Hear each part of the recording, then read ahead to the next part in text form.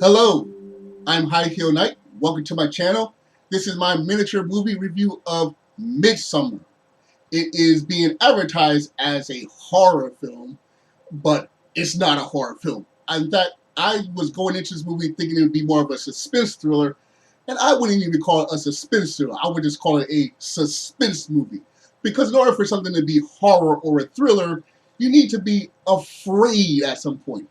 At no point are you ever afraid in this movie. You get surprised, you get chilled, you get freaked out, you get startled, you'll even get grossed out a few times, but you're never afraid. And there's no level of fear, then you can't call it horror or a thriller. At best, like I said, it's suspense.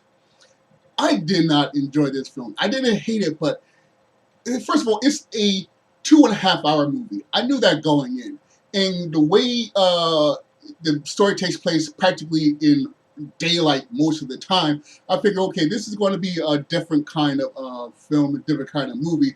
So I was going into it with a little more open mind than usual, but I was just so uninterested by the conclusion of the first hour because things take forever to build up. It's one thing for something to be like, slow pace or a slow burn, but this movie was any slower, it would be going in reverse. So after that first hour, I was like, come on, whatever we're going, let's get there, please. Now, the story is about a group of grad students that go to a small community in northern Sweden in order to participate in their special week-long summer festival. There's lots of games and dancing and eating and ceremonies, things like that. And it all seems fun, if a bit strange and quirky. But as time progresses, the students realize that there's something sinister potentially going on in this seemingly wonderful, nice community. And the problem with horror, I find, is that, first of all, I have to like the characters. Now, these characters, they're not awful people, but I don't like them. I have no reason to like them. They're just people I can't imagine myself hanging out with or associating with. So I have no real sympathy if they're in danger just on basic level.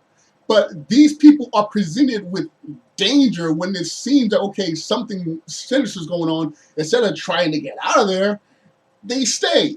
So now I don't feel any sympathy for when bad things happen. There are two sub characters that are in here who, when they see danger, are like, oh wait, we should probably get out of here.